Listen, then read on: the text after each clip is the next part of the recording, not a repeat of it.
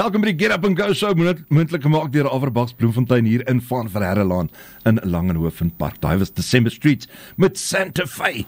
Altyd vir my lekker om 'n gas in die ateljee te hê. En nou vir baie welkom sê vir Wianco van Allo Staal hier in Bloemfontein. Hoe gaan dit vanmôre? Môre Jan, lekker om hier te wees. Baie welkom by Milie FM. Dankie baie. Wianco, vertel ons 'n bietjie, wie en wat is Allo Staal? So Allo Staal, ekskuus.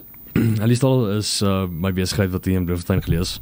Ons bedien die Vrystaat en Noord-Kaap. So ek spesialiseer in purpose-made aluminium deure, vensters, asook stekdeure, sliding deure en dan frameless showers.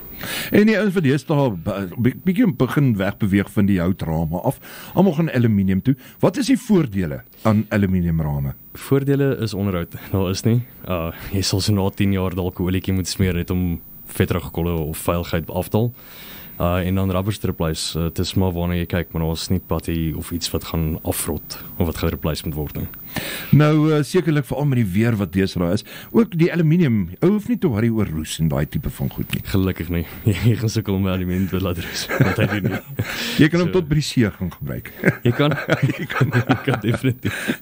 Sê vir my, Wianco, waar kan die luisteraar vir julle in die hande kry? So, jy kan my persoonlik sy selfnommer bel is op 064-844-4403 en dan is my workshop geleë in 71 Nelson Mandela Straat. Het julle 'n Facebook site waar die mense draai kan gemaak? 'n Facebook page en dan ook 'n webpage. Facebook is net op Allo Staal en dan webpage is allostaal.co.za. En julle custom ook, julle kan enigiets custom maak vir die Dit is kliënt. spesifiek wat ons doen is custom build. Custom build. So as jy daai custom build aluminium raam nodig het, gee vir Wianco 'n lykie. Hier daai telefoonnommer. 064-844-4403.